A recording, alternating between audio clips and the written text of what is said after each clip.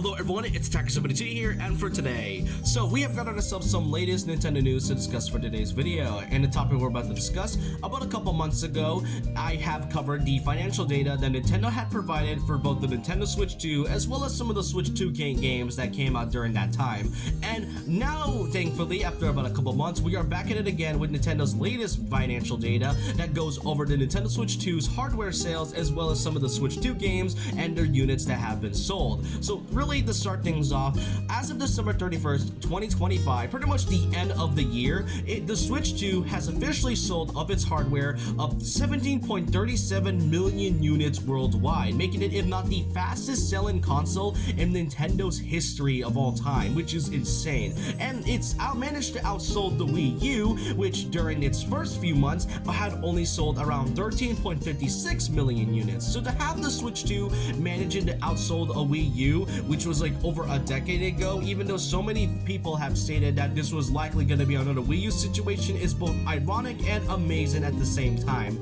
And the Switch 2 being able to do this within its first 7 months is genuinely incredible to see. So either way, yeah, the Switch 2 is currently a huge success for Nintendo's parole as well as Nintendo's PR, and otherwise than that, it is great to see that the Switch 2 is going through a lot of great sales despite a lot of issues that some people had. I still have issues with the Switch 2 sometimes, but either way, I still have a fun time with this new console.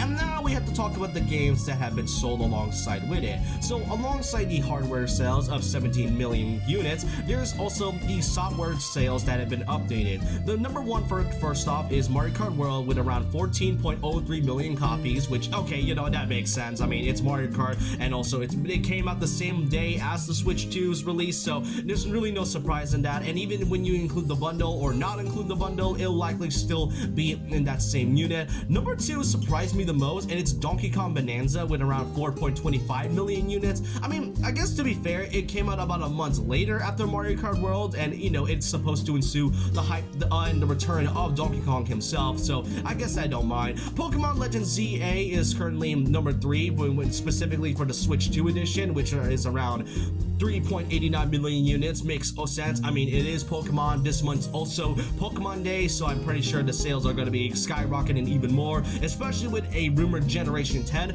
Number 4 definitely surprised me the most, and it's Kirby Air Riders, which is around 1.76 million units.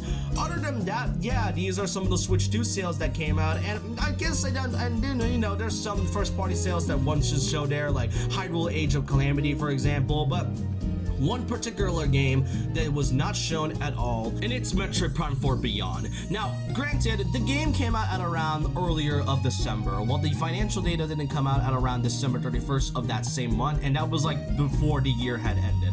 Now, the thing about it though is that when your game doesn't usually sold a million copies, it doesn't really get on the list. I mean, that's why I mentioned Hyrule Warriors specifically, because I assume that the game didn't likely sell well, because, you know, Hyrule Warriors, while it's great, it definitely does get a little tiring at times. For Prime 4 and specifically the Metroid series in general, it's sort of a different case, because since it has been a while since a Prime game had even released, it is notable from the fact that if we combine both Switch 1 and Switch 2 versions of Prime 4, then it likely will sell a million copies. But the fact that it isn't on the list whatsoever can mean a few things. One, we still need some time for the game to either show up, since, you know, it's only a fairly new game that released about like the last couple months, or two, it likely didn't sell a million copies. And if the latter is true, then it is unfortunate if that's the case, because Metroid Prime 4, yes, I know it had its issues, I gave it a chance, and I've been loving the Metroid series within the last few years, but if that was the case, it is unfortunate that it likely didn't sold well. We gotta remember that,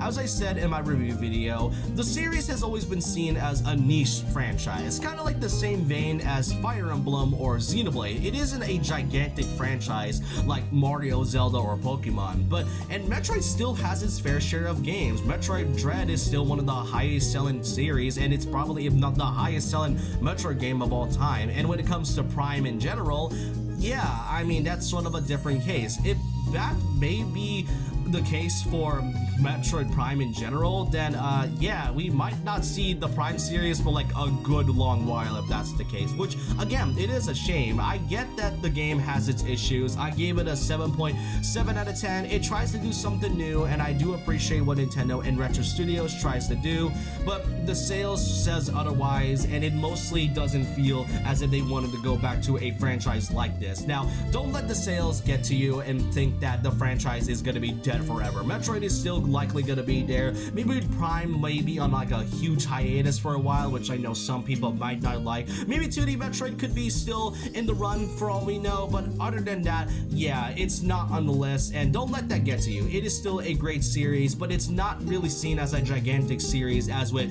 Nintendo's other major properties. But other than that, that's all I really want to cover for today's video on Nintendo's latest financial data. What do you all think of the sales going on with the Switch 2's hardware as well as the Switch 2 games that came along with it? Do you think it's justified? Do you think it's genuinely worth all the hype? Let me know all your thoughts and opinions down below about this. And so with that, leave a like, comment, subscribe, hit the notification bell for more videos, follow my Twitter and Instagram, and I'll see you guys next time. And remember this, once a legend, always a legend.